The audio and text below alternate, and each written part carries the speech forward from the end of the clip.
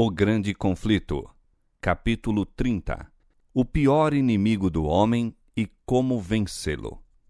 Porei inimizade entre ti e a mulher, e entre a tua semente e a sua semente. Esta te ferirá a cabeça, e tu lhe ferirás o calcanhar. Gênesis 3:15.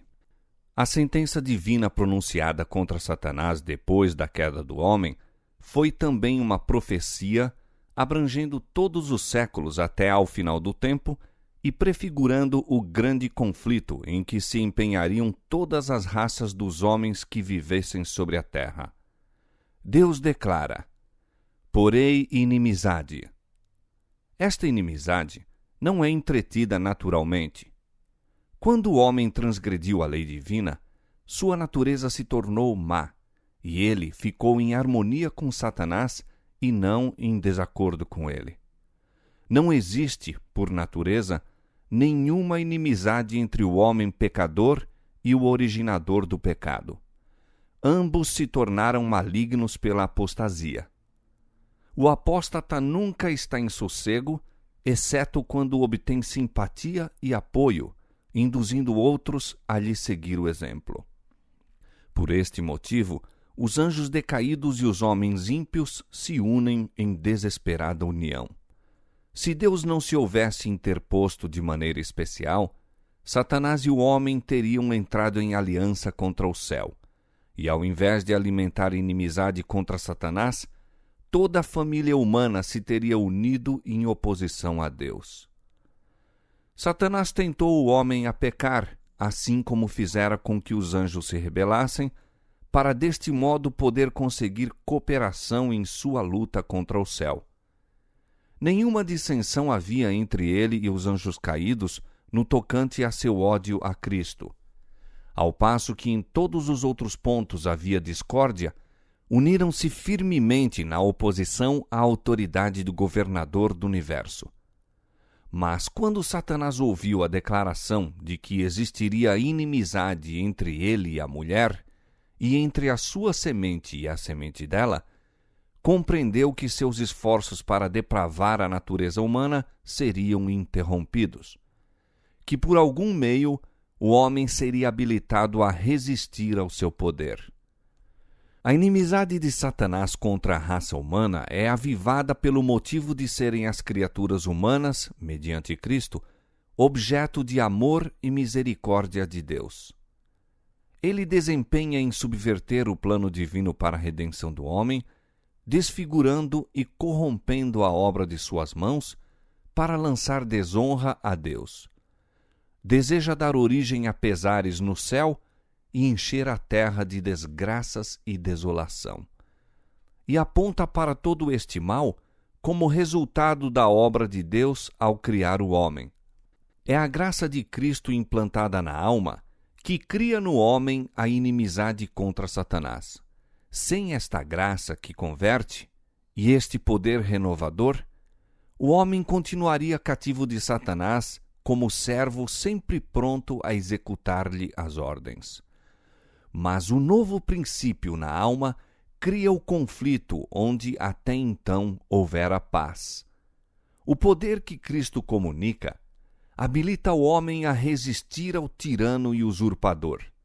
Quem quer que se ache a aborrecer o pecado em lugar de o amar, que resista a essas paixões que têm dominado interiormente e as vença, evidencia a operação de um princípio inteiramente de cima.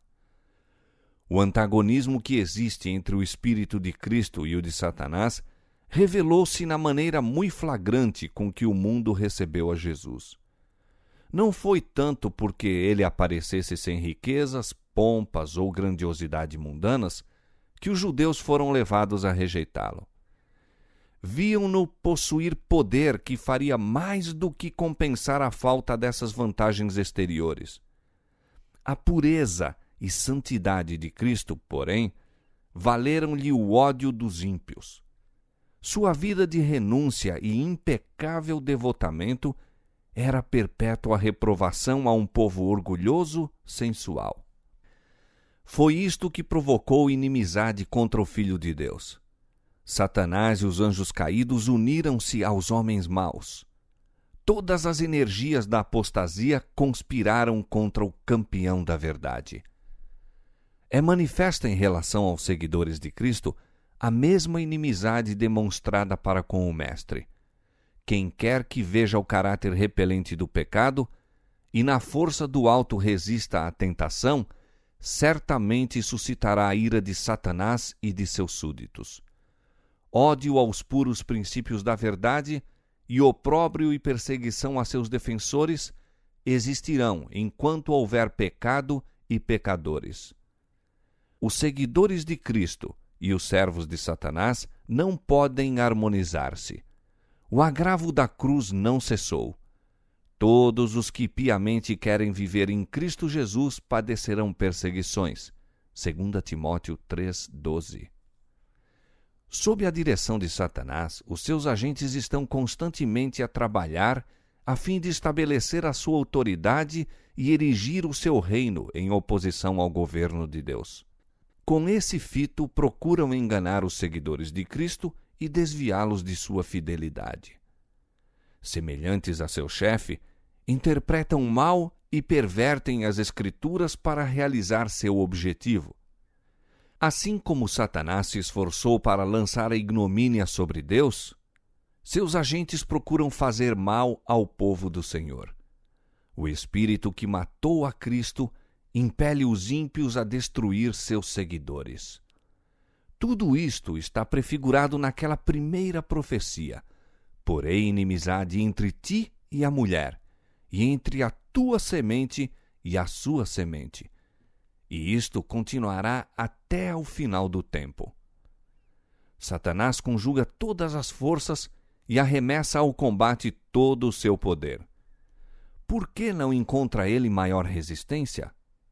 Por que são os soldados de Cristo tão sonolentos e indiferentes?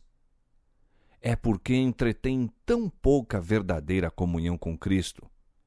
Porque se acham tão destituídos de seu espírito. O pecado não lhes é repelente e aborrecível como era a seu mestre. Não o enfrentam como fazia Cristo, com resistência decidida e resoluta. Não se compenetram do grandíssimo mal e malignidade do pecado e estão cegos tanto a respeito do caráter como do poder do príncipe das trevas. Pouca inimizade há contra Satanás e suas obras, porque há tão grande ignorância a respeito de seu poder e maldade e da grande extensão de sua luta contra Cristo e sua igreja. Multidões estão iludidas neste ponto. Não sabem que seu inimigo é um poderoso general que domina a mente dos anjos maus e que, com planos bem elaborados e hábeis artifícios, está a guerrear contra Cristo para impedir a salvação das almas. Entre os professos cristãos e mesmo entre os ministros do Evangelho, raramente se ouve uma referência a Satanás, exceto talvez uma menção ocasional do púlpito. Não tomam em consideração as evidências de sua atividade e êxito contínuos. Parecem ignorar-lhe a própria existência. Enquanto os homens se acham em ignorância quanto aos seus estratagemas, este vigilante adversário se põe em seu caminho a cada momento. Intromete-se em cada compartimento do lar, em toda a rua de nossas cidades, nas igrejas, nos conselhos nacionais, nos tribunais de justiça, confundindo, enganando, seduzindo, arruinando por toda a parte a alma e o corpo de homens, mulheres e crianças, desmembrando famílias, semeando ódios, rivalidade, contenda, sedição, assassínio. E o mundo cristão parece olhar estas coisas como se Deus as tivesse designado e elas devessem existir.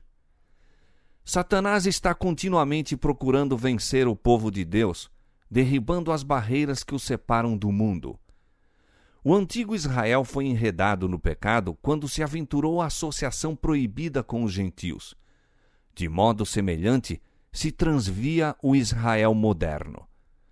O Deus deste século cegou o entendimento dos incrédulos para que lhes não resplandeça a luz do Evangelho da glória de Cristo, que é a imagem de Deus. 2 Coríntios 4:4. Todos os que não são decididos seguidores de Cristo são servos de Satanás. No coração não regenerado, há amor ao pecado e disposição para acariciá-lo e desculpá-lo. No coração renovado, há ódio e decidida resistência ao pecado. Quando os cristãos escolhem a sociedade dos ímpios e incrédulos, expõem-se à tentação. Satanás esconde-se das vistas e furtivamente estende sobre os olhos deles seu véu enganador. Não podem ver que tal companhia é calculada a fazer-lhes mal. E ao mesmo tempo em que constantemente vão assimilando o mundo, no que respeita ao caráter, palavras e ações, mais e mais cegos se tornam. A conformidade aos costumes mundanos converte a igreja ao mundo, jamais converte o mundo a Cristo. A familiaridade com o pecado inevitavelmente o fará parecer menos repelente. Aquele que prefere associar-se aos servos de Satanás, logo deixará de temer o Senhor deles.